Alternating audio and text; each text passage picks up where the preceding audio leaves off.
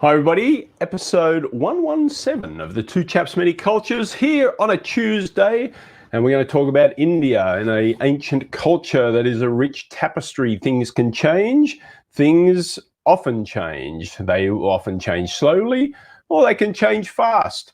And we're going to talk to somebody today who is going to give us some local insights into India and what's going on there today. Stick around.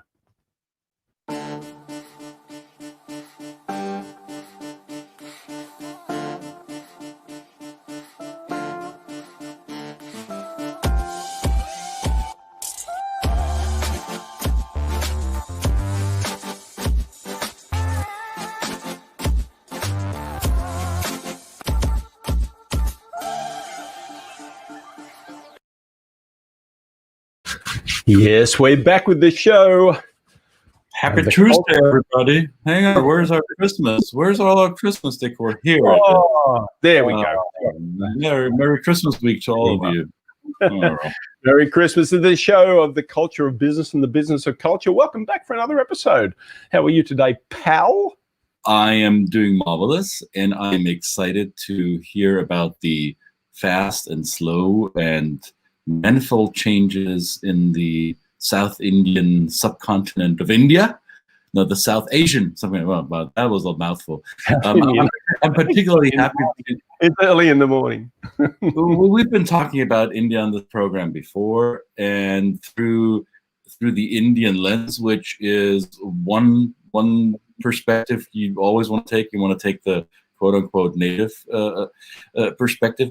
And today we have somebody who has a perspective on India from the outside and in. So that adds another layer, especially for those pale-skinned people like you and I, to get a little different approach to this topic. Wouldn't you agree? Absolutely. That's when we're not experts. We said yesterday we're not wise men.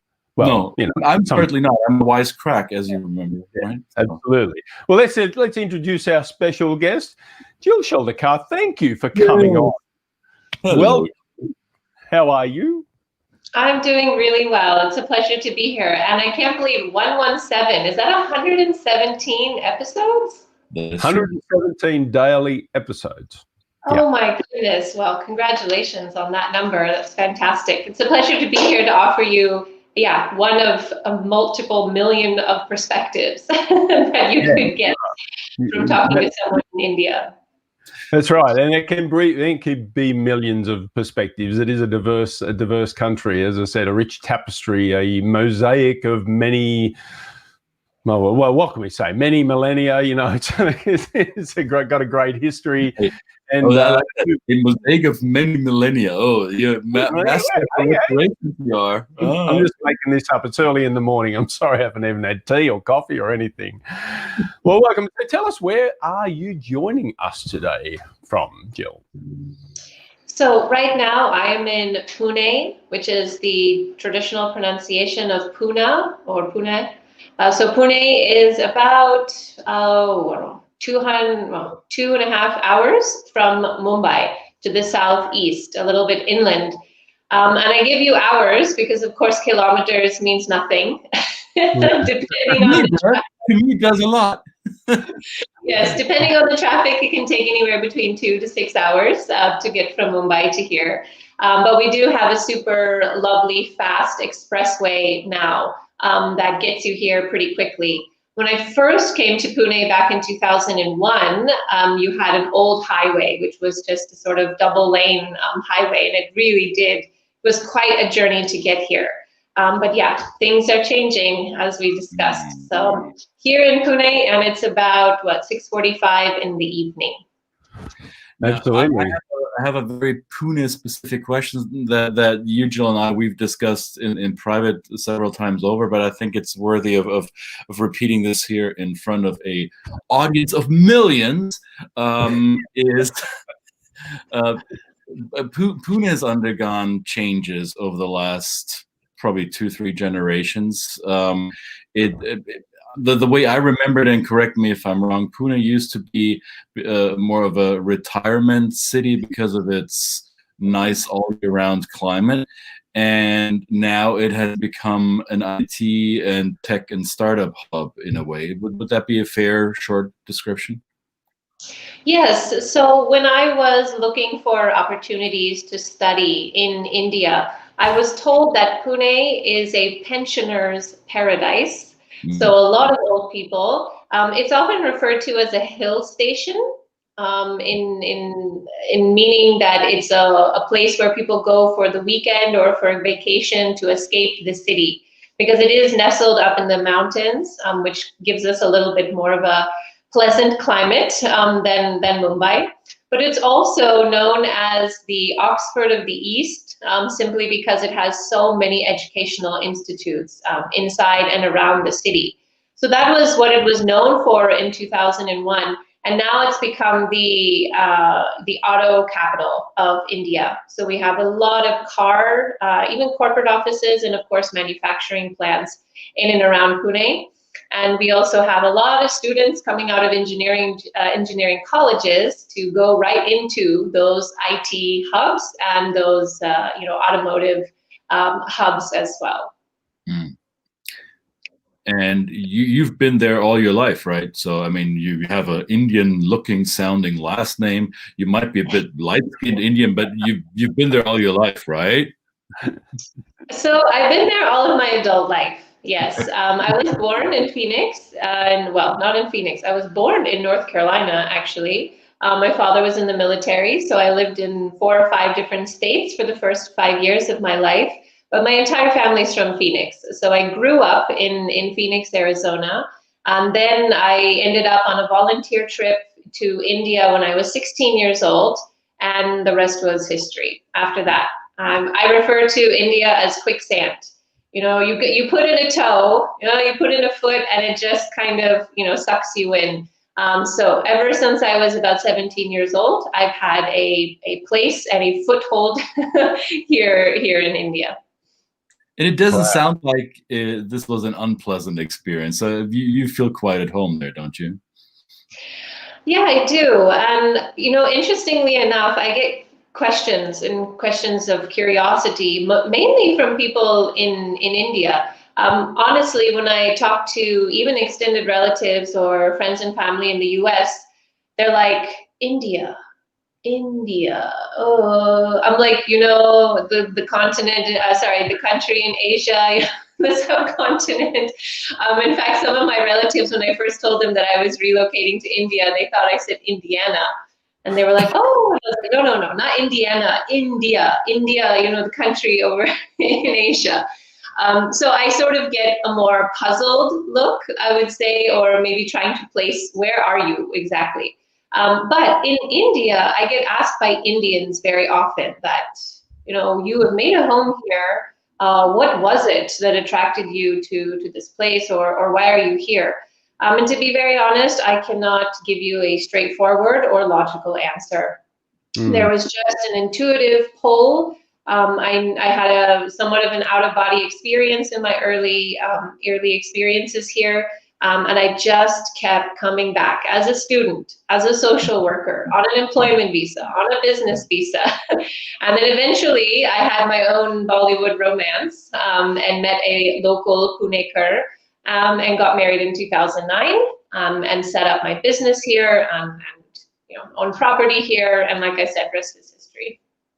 You don't want to give us a bit of a demonstration of some Bollywood moves? No way. I have been forced to perform in a couple of my friends' sangeets and wedding extravaganzas. But I was always way in the back, and they're like, "Oh, you're very tall. You should go in the back." I know why you're putting me in the back. Yeah, so that often happens, right? And I think we've all seen Bollywood, but in its purest form. For those who that don't know what we're talking about, it's kind of like it rhymes with Hollywood for a reason, right? It is the movie, what we see on the screen, which is just again, when you talk about something that attracts you about a culture. That is something I think we look at and go, this is some of the colors and the patterns and the dance moves and the way they coordinate is something to behold. It's really a fantastic display. And I guess that kind of brings us to segue into, is that representative of the country itself, the way it kind of turns up in the world and is portrayed to the world? Is it true internally? What's happened lately that you maybe tell clients about? And you mentioned the expectations of how you do programs, how you teach people about India, and what is expected of you. So that was a big question. I know. I'm sorry, but then big question for me early in the morning. But you're in the afternoon, so give us some insight. It's interesting. No, I'm really glad you asked the question, and you framed it so nicely as well, because my early experiences were not glamorous at all, because they were more in the space of social work. And so you saw a very difficult underbelly in terms of the poverty, in terms of some of the economic challenges and other things like that. And what we see presented in Bollywood or Tollywood or Pollywood or any version of it is definitely a glamorized, sort of glamorous version of reality. Similar to what we see in Hollywood as well. I think some of my Indian friends, they get on the plane to study abroad, and they're quite disappointed when they realize not everybody lives, like Friends, or whatever they see on television is not necessarily representative of the typical American experience.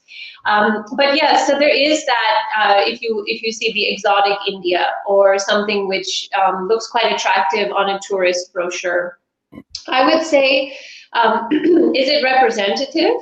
Of course. You could put anything on a brochure that would be representative of India. India is everything, and India is nothing. So, when people come here, or when we're talking to global teams and they're preparing for a major kind of, say, maybe 2-year-long project where there's going to be a lot of integration, or they may be making some trips back and forth to India, I'm like, whatever you come looking for, you will find, because there's nothing you won't find here, and you will just have every kind of experience. And so that is actually what attracted me, to be very honest. In my early experiences, I really felt that I was living life in almost on a different level of extreme in terms of my emotions. So I would be extremely frustrated or extremely disheartened. And then 2 days later, I would feel an immense amount of gratitude and joy. And when I go back to the US, it's kind of like suddenly, that uncertainty is not there with the same level of intensity that you feel in India. Planning anything is just, there's always elements of things beyond your control that are genuinely beyond your control. So I was very attracted to living in this kind of unpredictable and also close knit. I would say that's one thing that is somewhat representative in Bollywood. The importance of family values, the importance of community, the importance of those relationships and those connections. So this is something that, like, when I became a student here, a very quick story. When I became a student, I showed up on the university campus and I was wandering around aimlessly. And I bumped into a large group of people my age. We figured out that, we're both first-year Bachelor of Arts students. Within 3 weeks, I had moved in with a family. They just opened their home to me. They're like, you're a young girl, you're just 17 years old, and you're living in a 1-bedroom apartment quite far away from the university. No, you just stay with us. You just come and stay with us. And, initially I was a little, concerned, or a little bit, I said, let's see, etc. Waited a couple of weeks. And eventually I moved in, and this family became my family, my host family here. Not through any formal exchange program, no expectations with regard to my presence and in being in that family. It was just that, you come, that sense of community, and that was something I would say that attracted me to actually start my life here and start my business here. Even though I do still enjoy some of the more traditional and publicly known aspects of India, which might be, a very lovely, fancy Bollywood wedding, or beautiful mehndi that you can get put on your hands whenever there's a festival, which are well known. So those aspects of culture, the more surface level ones, are definitely still a part of the culture, but not necessarily what attracted me the most. What about cricket? You really love cricket now, don't you? You really love cricket now, don't you? You really love cricket now, don't you? Okay, no. I'm out. All right, see ya. Have a good day. Yeah, cricket was something that I actually was introduced to more in Australia because I lived there for 2 years, and we were really poor students, and we only got like 6 channels on the regular television, and every single channel played cricket constantly. So we had to watch cricket all the time. I do like the IPL, the Indian Premier League version. I do really enjoy that version of cricket, which I know is like blasphemous in the world of the true cricketers. Yes, I knew he had to weave the cricket topic, and I knew it. Yeah. Well, what I did pick up from that story, Jill, is that many North Americans, especially people from the U.S., see themselves as thinking quickly on their feet, being ready for change, embracing change, and being risk comfortable going into change. And from what you're telling us, the U.S. has nothing on India then, right? So change happy, my ass, right? So you got to go to India if you want to be really change happy. So I'm laughing and smiling because it's all relative. It really, really is relative. And I think until you come here and you really experience, and not just a business trip for 3 days where you're in and out of the hotel, even though that will give you a small sample of this level of unpredictability that I'm referring to. But you come and stay here and you realize just how different that is. So I wouldn't say that people here are ready for change. I mean, change is the air that we breathe. And so you have plans, which I would call intentions. You set intentions for certain things, and sometimes it happens and sometimes it doesn't. And there's a level of, I would say, comfort, a level of comfort that I can be very honest and speak on behalf of just about every American, since you mentioned American, every US American I know, including my family members and all of the expats I've worked with. Their level of comfort and their level of adjustment was definitely nothing compared to what it is here. And there's an expression, there are multiple expressions. In Hindi, we say sab chalta hai, which is a sort of anything goes. So you have a sort of anything goes attitude, or thoda adjust karo, make a small adjustment. Ek kaam kar, do one small thing for me. So every time you hear these expressions, you're preparing yourself for things are not going according to the plan, and we're going to make a small adjustment, or we need to just get with it and move ahead. These are expressions that you will hear on a daily basis between Indian colleagues and otherwise, because it's just a fact of life. And people are very, not that they like it, might I add this as well. I don't think I've worked with thousands of Indian executives up to the most senior level. And there are type A personalities that get disturbed when their plans, are not necessarily going according to what they had thought, or they're quite committed to a particular outcome and that didn't, manifest. They will get disturbed. But they're more in the minority, and there is a level of acceptance that this is the nature of the place where we live and work, and that, thoda adjust karo, we will adjust a little bit. Yeah. So it's not like everybody in India is happy with this level of uncertainty around intention/planning. A lot of people in senior decision-making positions might get frustrated with that too. However, they've developed a skill set and a tenacity and a resilience to deal with that, those variations of daily life, right? Yes, and I would also mention that something that I noticed when I got into the intercultural field early on in 2007 once I had permanently relocated after Australia, permanently relocated to India.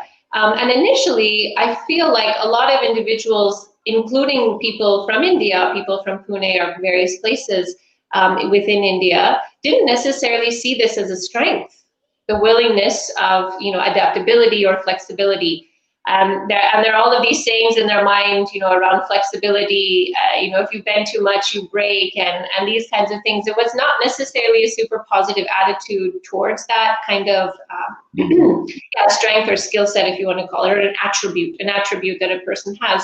And between 2007 and now, I mean, it's not just individuals who have recognized how valuable they can become to an organization when they have the ability to spot opportunities outside of the original plan, or they have the ability to change gears very quickly. They have the ability, in fast growth markets, suddenly a new technology comes up, disruptive. These are 3-year plans in the running, and now they're making a major shift. Indian executives have recognized the fact that this is a strength, and this is something that we can utilize on the global stage. And so I think I would even suspect that non-Indian executives who have the opportunity to work in India for an extended period of time and practice these skills in a live setting would greatly benefit from developing this flexibility mindset as they go about their further career, right? We have a user, a watcher as a user, a LinkedIn user. I'm not seeing who exactly that is, but the question is interesting. Do you find that certain national cultures struggle more or less with adjusting to the unpredictability of life in India? So we don't have to focus on the phrasing of national cultures, but do you find in your experience that people with a more, hierarchical, egalitarian, direct, indirect tendencies, that they do better or worse when working in India? What's your experience, Jill? Yeah, this is a great question. Honestly, I cannot categorize definitely based on national culture. And I have been very surprised by that fact. Again, early on in my career, you come with maybe a set of expectations, maybe a little bit of confirmation bias, and you're thinking that, this particular project team is not going to do well because the leader of this project team is German, or certain national cultures which tend to have less appetite for things outside of the plan and things like that. And I have been absolutely amazed at how quickly and how well adaptation and flexibility and sort of, again, looking at this as an opportunity to bring cultural differences together, struggling in some areas and still, it's not that everything's easy all the time, but struggling in some areas, but able to actually work through it. So national cultures, no, but certain personality types, absolutely. And I think that cultures that come from very, very egalitarian, or cultures where autonomy and self-reliance are important core values, this can be quite a struggle. Yeah. And perhaps I'm speaking a little bit on behalf of myself as well. I will never have a car and driver, ever. And I just can't. And for me, that's like the last leg of losing my autonomy or losing my ability to rely on myself to transport. And maybe, again, US American, our attachment to the automobile as the sign of freedom and movement and all of that, where it comes from. But I think that I can speak on behalf of a lot of people I know, that's a struggle. When you come from a culture where there's a lot of emphasis on that. And to speak to the egalitarian, you mentioned the hierarchy aspect. This is interesting. I know this is a candid conversation, so I'll be candid. I find that sometimes people find ways to use the hierarchy to their advantage, and they will make adaptations very quickly. When it comes to the reverse scenario, and they're expected to be a bit more egalitarian suddenly, then they get a little disturbed. And what I mean to say is that there are traditional styles of management which are effective in some situations and maybe not so in others. And I've seen a lot of individuals who even have come from more egalitarian work cultures quickly adapt to that hierarchical setup in some situations. And they struggle to kind of go back and forth between those two. And so I'll give you a very, very simple example around, maybe accommodating people's schedule. So the expectation might be that, okay, we're going to be egalitarian, we're going to accommodate people's schedule, but only from certain regions. And then it becomes that, oh, well, boss is involved, so therefore, the whole team in India should just accept it. It's like, well, you can't really play both cards. So you do need to have a team culture that is representative, and there should be some universal, I would say, some universal expectations, because people often oscillate on that dimension, and it ends up getting them into trouble in the long run. Yeah. And while Jill was talking about car and driver and her ability to move independently, you should see Jill on a motorcycle, not so much on a car. I'll leave that for another show. Pune is also the two-wheeler capital of India. We have the most two-wheelers than any other city. There we go. Now, and I'm also going to be candid. Jill and I had, and another gentleman that will be on this program later this week, we had the privilege and the opportunity to collaborate together this year on a project that involved four continents, and was focused in and around India. So we're not going to divulge too much of our project. However, what Jill just outlined, all of these things basically played into our cross-cultural project that we did, right? So Jill, I'm going to let you bleach the version of detail, but from your angle, approaching our work from the Pune side, how did the change willingness or change readiness affect our participants? Specifically the participants in Pune? Yes. Oh, well, okay. all the ones that you touched. Yeah. So yes, the project you're referring to was a year-long project. And so we had, I think, 6 sessions here in Pune with a variety of different individuals from different roles within the organization, right down to people receiving calls, all the way down to more senior levels of leadership managing projects within that global team. And so it was fascinating as well. This project was a real pleasure to work, first of all, to work with you and our other counterpart. But it was also lovely because it's a great example of what I've noticed is changing. When I first started working in 2007 and 2008, what I saw was a lot of people coming to me and saying things like, we are struggling, Indian counterparts coming, or potential participants coming and saying, we're struggling. We want to learn how to work better with our counterparts from US and Europe, or from Australia or Japan or China or wherever. And they saw it as something they needed to fix. I need to fix. There's something wrong about my working style or my behavior or my communication style. I am lacking in something and I need to fix it. So can you help me fix it?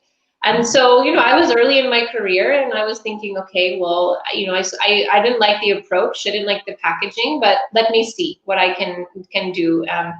And in a year or two in, I even had customers coming to me, clients coming to me and saying, we need you to fix the India team. And now this is, counterparts abroad with the same perspective as sort of, defense mode that you need to fix. There's something incapable, there's something wrong about. And I just said, no, I'm not gonna, there's nothing they need to fix. Now, if you want to come in with me and do some private, one-on-one consulting and coaching, I'd be happy to do that. But they don't need fixing, which was obviously not met with a lot of enthusiasm. But this project that we worked on was a great example of where you had a real global collaboration of looking at how can we balance, how can we supplement each other in terms of our strengths and weaknesses, what can we learn about each other to be more effective in our global team without value judgments, without, inferior, superior kind of complex, which often plays. And that inferior complex, I'll be honest, I call it the post-colonial British hangover, was much stronger 15 years ago. It's not really there anymore, to be honest. Nearly all of the programs and all of the work that I do, you see individuals coming in with very high levels of awareness and consciousness about the value that they bring to the global stage. And this is a beautiful thing to be a part of, because I can position them in a way to leverage those strengths and really bring that value in the organizations that they work with. So this project gave us an opportunity to do that. And the very first session I did in Pune with that project, I had somebody raise their hand and say, we're doing this program on global cultures, so what are they learning about India? Right off the bat. And I was like, I'm so glad, and again, I only work with organizations that have this mindset, but it was another pleasant opportunity for me to say, there are programs happening in this country in Western Europe, and this country, and in this place in California, and in this place in Atlanta, and they're all learning about Indian culture. And this really is a process of cultural integration that I'm proud to be a part of. And I think we really need to be able to answer that question quickly, because this is something that comes up often. And I just had this week, as someone says, because I'm doing 2 separate sessions for 2 groups in 2 countries, and they really want to know, what are you telling them about us, or what is the perception of us? What is what awareness are they going to have about our intention that sits behind the way we do things? It's a fascinating question now, and it makes us become really much more malleable in terms of having to really answer these questions quickly. And in this case, it was, and these are not trade secrets we're divulging, but after Jill stepped out of her first training session there, it was my first session here in the US, and she almost feverishly sent me videos. She recorded herself in that very spot that she's sitting in right now. Christian, they're asking this, be ready for that. I was in the cab, I was in the taxi, and I was talking to Skype, and I was like, this is happening, but it requires, again, what do you say? When we start to talk about global cultures, you talked about Indian culture. Indian culture that's a figment of someone's imagination. There's no such thing as Indian culture. There are Indian cultures, but there's not an Indian culture. So you really do have to customize, localize, really talk to people. And the only way that Christian's participants were going to get any value out of his program was if I was giving those inputs from the mouths of the participants I had just spoken to, and handed those over to him. And that was going to be the most relevant way for him to give information. Absolutely. I think we did well this year, Jill. High five to you and I. We did well. Patting my own back here. Oh, doesn't that feel good? Merry Christmas to me. And to you. Yeah. All right. So we got a few more minutes, Brett. Right? You have to bounce to be in the next meeting. I just want to honor some of our audience member. My friend Joe from the Carolinas was pulled to India with a soul connection. I'm not gonna divulge much more. He can tell you all about it. And yes, he feels quite welcome and at home in India as well. And Brent from Toronto says, how are levels of professional trust defined and established among colleagues in Pune? Yeah, sure. I can jump on that real quick. Jill, I'm going to give you 2 minutes to answer that, and then we have to close out today's episode.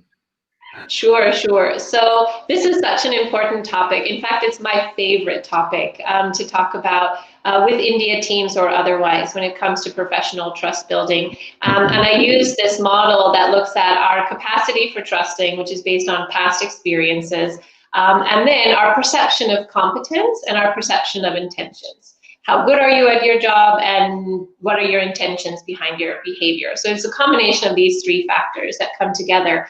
And specifically, India doesn't necessarily have a high capacity for trusting. As a national culture, and again, if we use that broad one, as a national culture, capacity for trusting is not very high. If you walk around, you're never going to find people's doors open. It's not like in Toronto where I can walk up to any person's random house and open their door and it's open.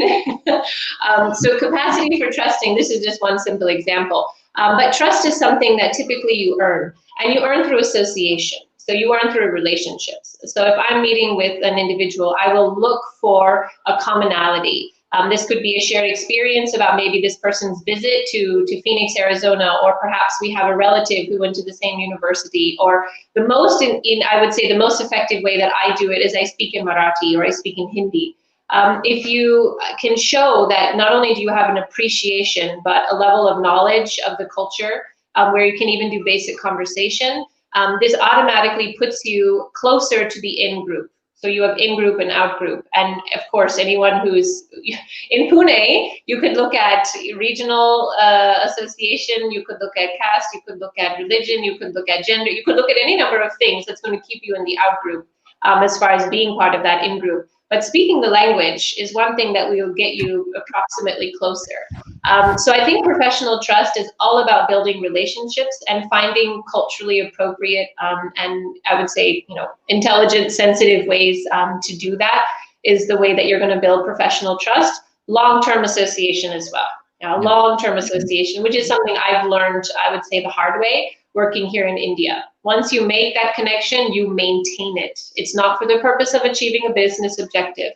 And if people feel like they're being used to achieve a business objective, even when the money exchange is happening, etc., this is something that can be quite damaging. So maintaining the relationship or personal connection for the long term is very important. Excellent. Lovely answer. Thank you very much. Live to drive. Yes. Jill, thank you so much for taking time. I know we're getting into your evening and you have other obligations pertaining to relationships and continued trust, so we don't want to take you away from that too much. I'm staying with my in-laws right now, actually. So my husband's out of town, and when my husband's out of town, I move back in with my husband's parents, who live just 10 minutes away from my home. So yes, they will be waiting for me for dinner.